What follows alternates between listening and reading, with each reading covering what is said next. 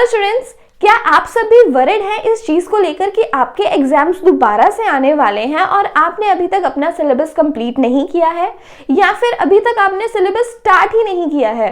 तो आपको बिल्कुल भी डरने की जरूरत नहीं है, क्योंकि हम लोग आपके लिए लेकर आए हैं एक बहुत ही important series and that is mission possible. Mission possible में हम लोग पूरी डिटर्मिनेशन के साथ वर्क करेंगे कि हम लोगों के केमिस्ट्री में मार्क्स तो बिल्कुल नहीं कम होने चाहिए हैं, हम लोग केमिस्ट्री में स्कोर करेंगे बिल्कुल 100%। तो क्या करेंगे हम लोग इस सीरीज में?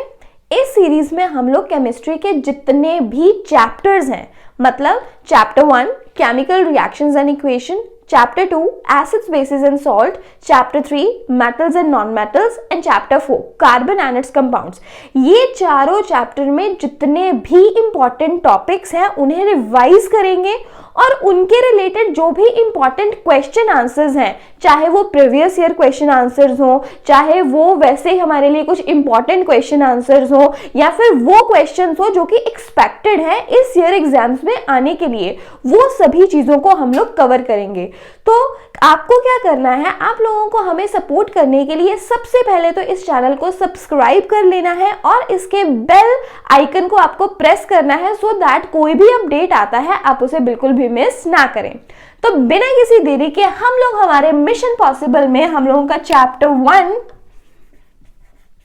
स्टार्ट करते हैं and our chapter 1 is chemical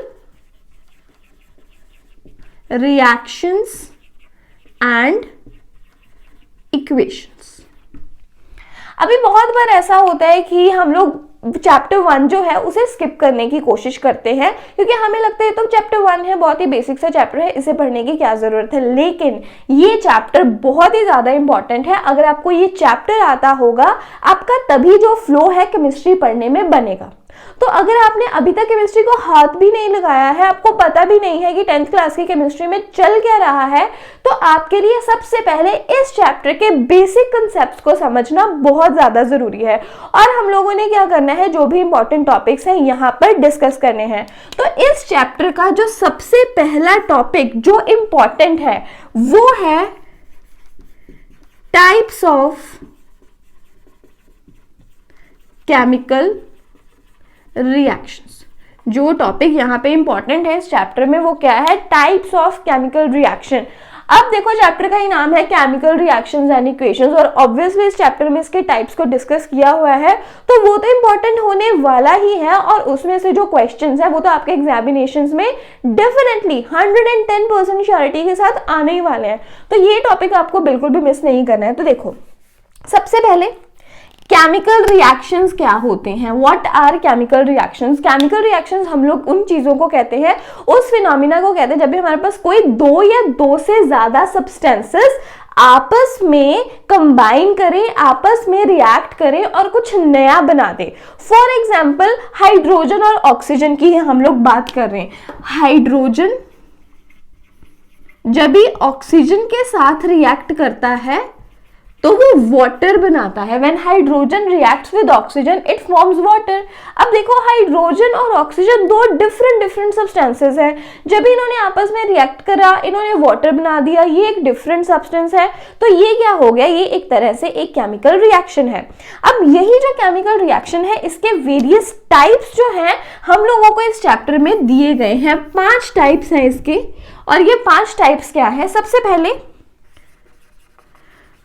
combination reaction, then we have decomposition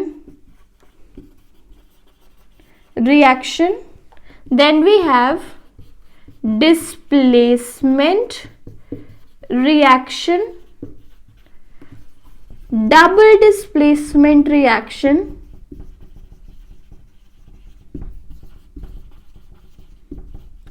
and redox reaction। तो 5 तरह के जो केमिकल रिएक्शंस हैं आपको इस चैप्टर में गिवन है। आज के वीडियो में हम लोग डिस्कस करने वाले हैं combination reaction and decomposition reaction. इसी तरह से अगली वीडियो में हम लोग डिस्कस करेंगे displacement reaction and double displacement reaction. लेकिन ये वीडियो जल्दी से जल्दी तभी रिलीज होगा जब भी आप लोग इस वीडियो को ज्यादा से ज्यादा शेयर करोगे, अपने फ्रेंड्स तक पहुंचाओगे और हमारे जो चैनल है उसको सब्सक्राइब भी करोगे। तो चलिए हम लोग स्टार्ट करते हैं हम लोगों का आज का टॉपिक, जिसमें हम लोग डिस्कस करने वाले हैं combination reaction and decomposition reaction. हम लोग इनको कंपेयर करते हुए पढ़ेंगे। कंपेयर करके जब भी हम लोग पढ़ते हैं तो स्टडी जो है वो और भी ज्यादा आसान हो जाती है। सबसे पहले है हमारे पास कॉम्बिनेशन रिएक्शन। देखो नाम से ही सजेस्टेड है कॉम्बिनेशन। कॉम्बिनेशन मतलब कंबाइन करना। Combination means to combine. अब देख लो, जैसे मेरे पास ये एग्जांपल है, ये मेरे पास एक कोई रिएक्टेंट है और ये है कोई दूसरा रिएक्टेंट। अगर ये आपस में इस तरह से रिएक्ट करते हैं, कंबाइन करते हैं, that they form the single product, ऐसे रिएक्शन को हम लोग बोल देते हैं कॉम्बिनेशन रिएक्शन। तो मैं इसको जनरल फॉर्म में कैसे लिख सकती हूं, that I have a reactant A, ये किसी रिएक्टेंट बी के साथ इसने अपना रिएक्शन शो करने के बाद क्या बना दिया, A B. A reacted with B to form A B. अब आप देखो यहां पे हमारे पास क्या है, वी हैव टू रिएक्टेंट्स और इनसे मिला हमें एक product. There is only one product formed. So ऐसा रिएक्शन, such a reaction in which two or more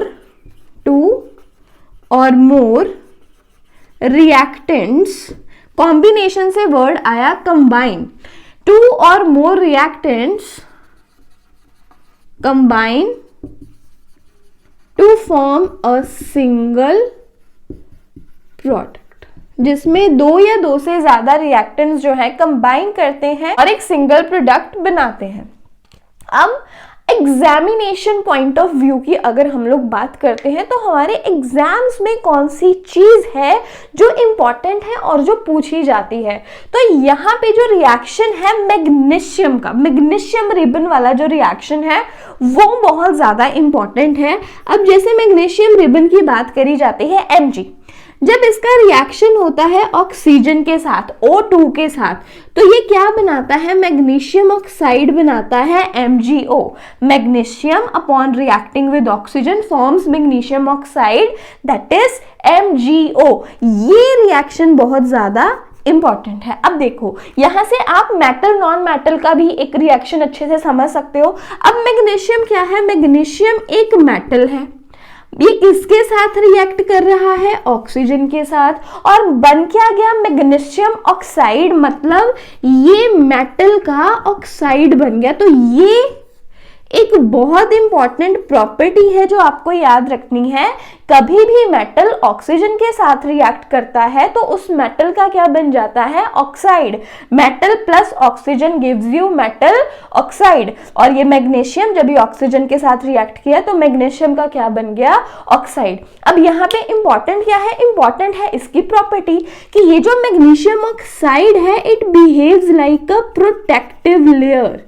ये जो मैग्नीशियम ऑक्साइड है ये एक प्रोटेक्टिव लेयर की तरह वर्क करता है। मतलब कि अगर ये हमारे पास मैग्नीशियम रिबन है, this is the magnesium ribbon या मैग्नीशियम मेटल है, ये ऑक्सीजन के कांटेक्ट में आ गया, मैग्नीशियम किसके कांटेक्ट में आ गया, ऑक्सीजन के, और क्या बन जाएगा, मैग्नीशियम ऑक्साइड। तो ये जो मैग्नीशियम ऑक्साइड है इसका लेयर इस तरह से मैग्नीशियम के सराउंडिंग में बन जाता है।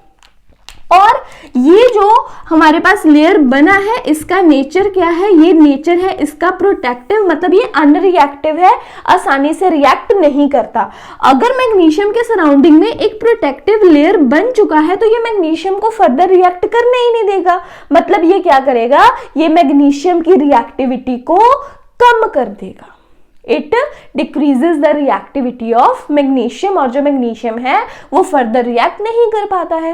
और इसी बेसिस पर, मतलब क्योंकि अभी आपके एनसीईआरटी में बिल्कुल पहली एग्जांपल आपको यही गिवन है कि Mg reacts with oxygen to form MgO, that is magnesium oxide, और इसी बेसिस पे एनसीईआरटी ने जो सबसे पहला क्वेश्चन पूछा हुआ है वो यही है, that why magnesium ribbon needs to be clean before burning in the air, कि मैग्नीशियम को हवा में बर्न करने से पहले क्लीन क्यों किया जाता है। तो एनसीईआरटी में ये क्वेश्चन इस बेसिस पे पूछा गया है, तो इसका आंसर एज पर दैट यही बनता है कि मैग्नीशियम जब भी ऑक्सीजन के कांटेक्ट में आता है तो मैग्नीशियम ऑक्साइड बनता है, and that magnesium oxide behaves like a protective layer that decreases the reactivity of magnesium, जो मैग्नीशियम की रिएक्टिविटी को कम कर देता है, जो उसे फर्दर रिएक्शन नहीं देने देता है। तो अगर हम लोगों को इस मैग्नीशियम को फर्दर रिएक्ट करवाना है तो इसकी ये जो प्रोटेक्टिव लेयर है इसे हटाना होगा, मतलब इस मैग्नीशियम को हमें क्या करना होगा, क्लीन करना होगा with the help of a sand paper. तो ये है, ये रिएक्शन आ गया आपको कॉम्बिनेशन रिएक्शन से। तो इस तरह के जो क्वेश्चंस है आपको आ सकते हैं कि मैग्नीशियम ऑक्सीजन के साथ रिएक्ट करने पे क्या बनाएगा, कि जो मैग्नीशियम ऑक्साइड है उसका नेचर क्या है, या फिर मैग्नीशियम को अगर हमें बर्न करना है in the presence of air तो उसे क्यों क्लीन करना पड़ता है, why magnesium ribbon needs to be clean before burning in the air. This question अच्छा क्वेश्चन है, इंपॉर्टेंट है, तो इस तरह से यहाँ से बन जाता है। इसके अलावा और क्या क्वेश्चन है जो कि आपके एग्जाम्स में इंपॉर्टेंट रहता है, तो चलिए सबसे पहले इसको मैं थोड़ा सा यहाँ पे जो एरिया है उसे क्लीन कर लूँ आपको समझाने के लिए। तो चलिए नेक्स्ट यहाँ पे इंपॉर्टेंट और क्या है, आपका activity in your NCERT, activity 1.4। यहाँ पे आपको आपके बुक में ये एक्टिविटी दिखाई देगी, जैसे उन्होंने एक बीकर बना रखा है, बीकर बना रखा है और बीकर में इन्होंने लिया है कैल्शियम ऑक्साइड। बीकर में क्या ले रखा है, बीकर में ले रखा है कैल्शियम ऑक्साइड, और इसमें ऊपर से ऐड कर दिया जाता है वाटर। क्या ऐड कर दिया साथ में, वाटर। तो कहते हैं जब भी calcium oxide that is CaO, calcium oxide में ऐड कर दिया गया वाटर दैट इज H2O, तो देखो क्या बनेगा। अभी मैंने आपको एक पहले जो प्रॉपर्टी बताई है, मैंने अभी आपको एक प्रॉपर्टी क्या समझाई है, दैट मेटल जब भी ऑक्सीजन के साथ रिएक्ट करता है तो क्या बनता है, मेटल का ऑक्साइड।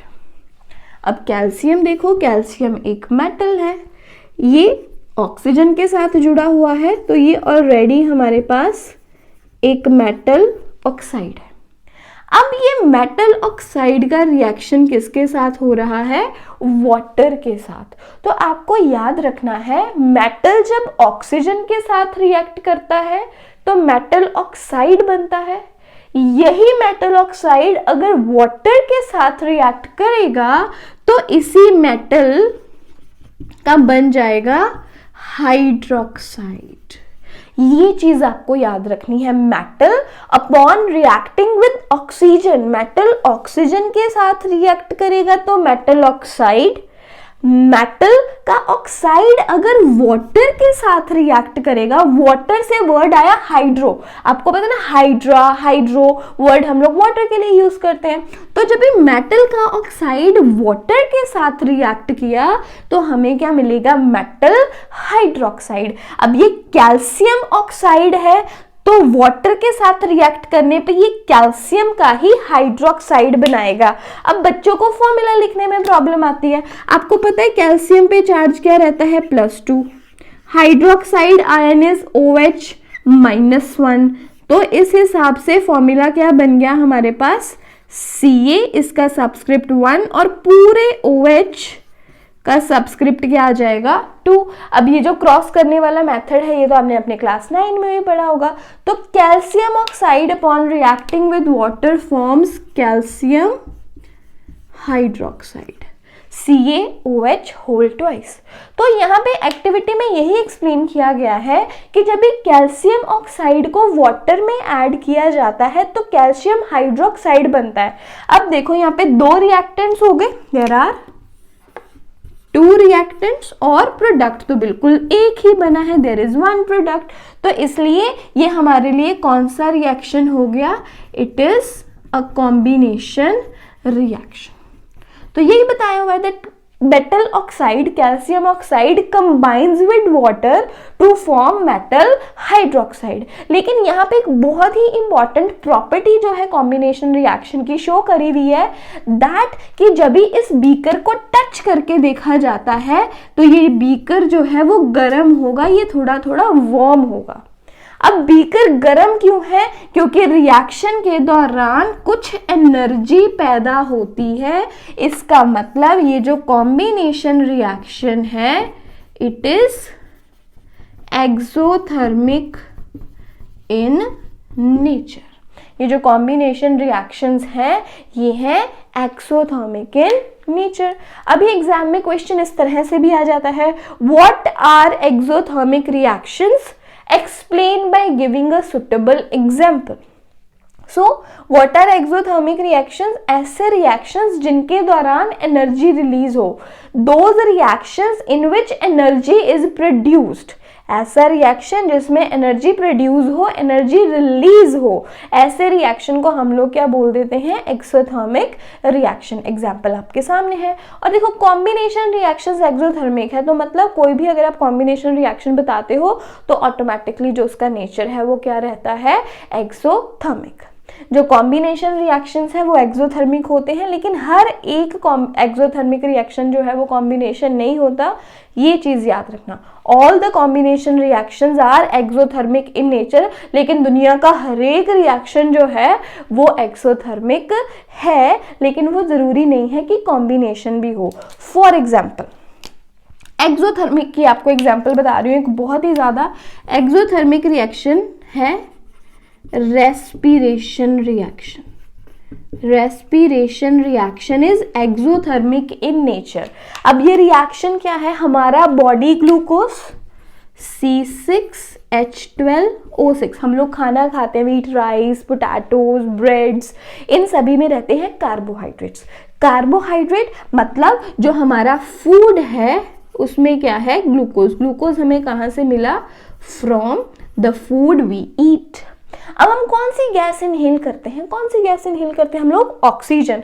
तो जो हमने खाना खाया, जो हमारे खाने से हमें ग्लूकोज मिला हमारी बॉडी में, वो रिएक्ट करता है ऑक्सीजन गैस के साथ, it reacts with oxygen gas.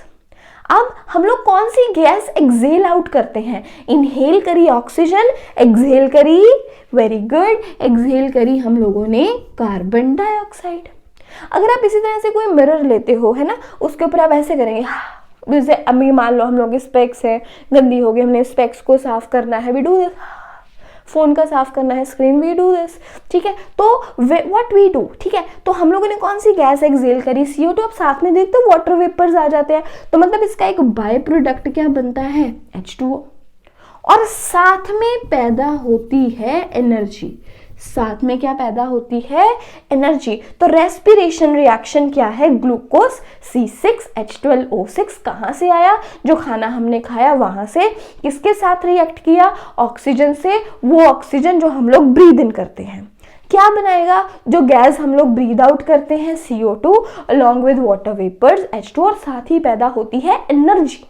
अब ये रेस्पिरेशन रिएक्शन एक ऐसा रिएक्शन है जिसमें एनर्जी पैदा हो रही है। खाना खाने के बाद क्यों सभी एनर्जेटिक फील करते हैं, क्यों, क्योंकि बॉडी में एनर्जी पैदा हो रही है ना, as a result of respiration. खाना खाया, बॉडी में ग्लूकोज आया, उसने रेस्पिरेशन दिखाया और हमारी बॉडी में क्या पैदा हुई, एनर्जी।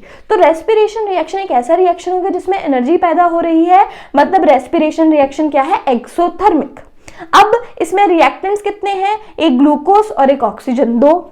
प्रोडक्ट्स भी कितने बने, CO2 बना, H2O बना, दो बन गए प्रोडक्ट्स भी। प्रोडक्ट सिंगल तो नहीं बना ना, कॉम्बिनेशन रिएक्शन में प्रोडक्ट हमेशा सिंगल रहता है।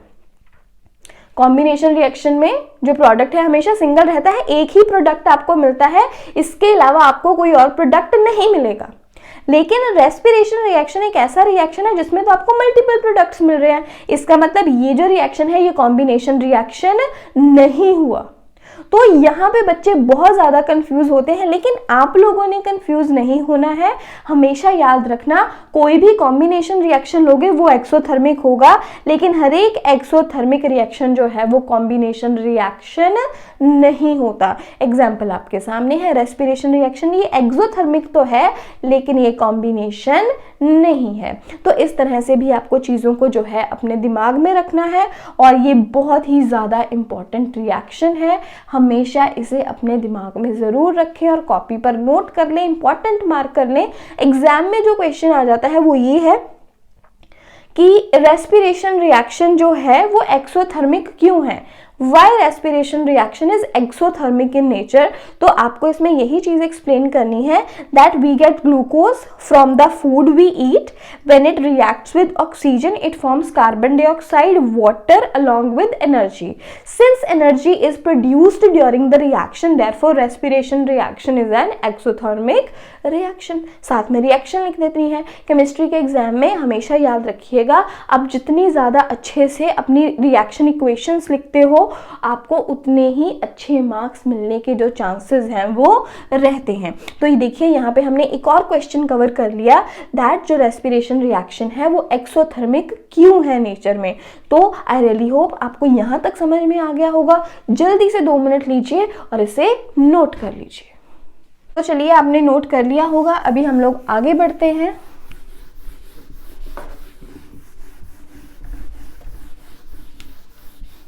आगे में हम लोग डिस्कस करेंगे decomposition reaction. Decomposition reaction, decomposition reaction बेटा 3 तरह के रहते हैं। 1 is the thermal decomposition,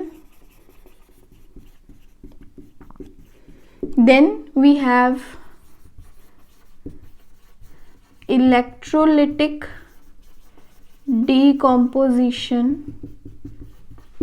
and then we have photolytic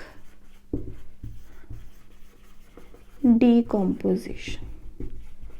सबसे पहले मैंने इसलिए ये लिख दिया क्योंकि ये बहुत ज़्यादा इंपॉर्टेंट है और सब कुछ पढ़ते पढ़ते हम लोग यही पढ़ना भूल जाते हैं।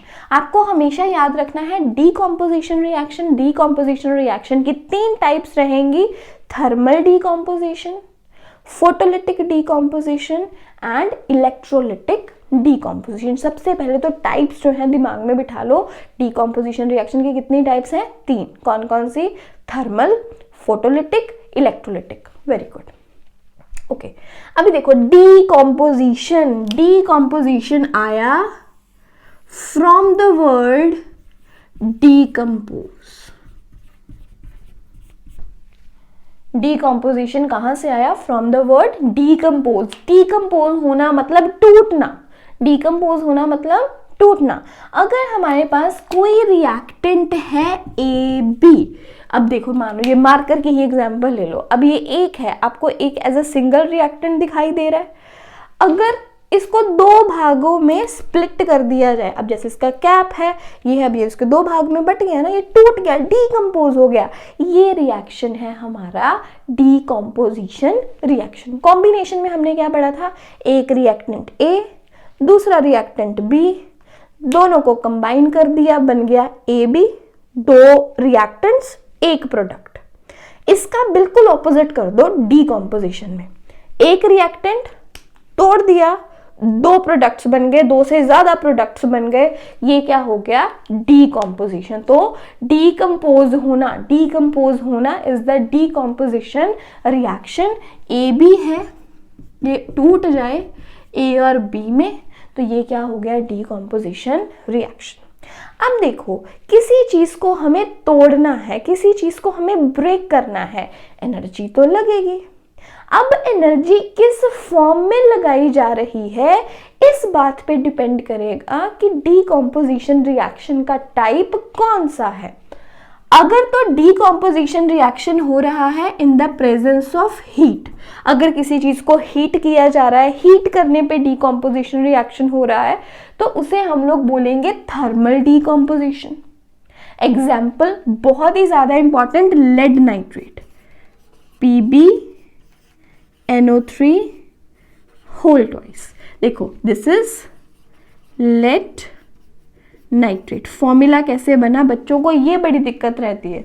अब देखो lead that is Pb, charge कितना रहता है +2, नाइट्रेट NO3 -1, ठीक है। Lead ion is Pb2 positive, nitrate is NO3 negative, मतलब NO3 -1।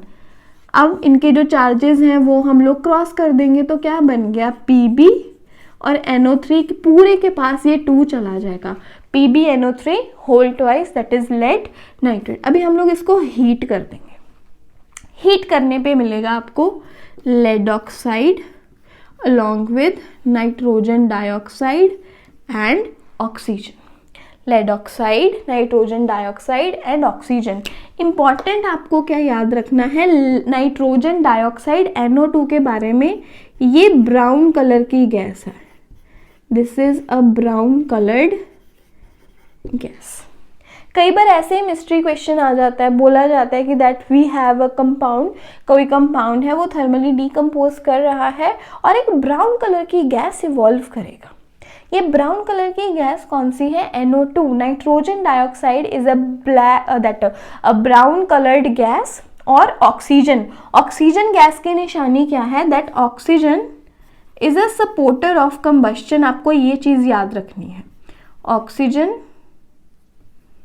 Is a supporter of combustion. Combustion में हेल्प करती है एक चीज, दूसरी चीज ये जो गैस है ये कलरलेस है, इसका कोई कलर नहीं है, ये ओडरलेस है, इसकी कोई स्मेल नहीं है, ये टेस्टलेस है, ऑक्सीजन का कोई टेस्ट नहीं है।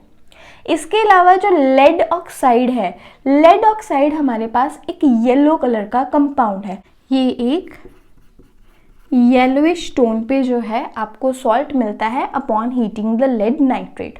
तो ये जो एग्जाम्पल है ये बहुत ही ज़्यादा इम्पॉर्टेंट है, इसे पहले नोट कर लो। अभी नेक्स्ट एग्जाम्पल है heating of ferrous sulphate, FeSO4 that is ferrous sulphate.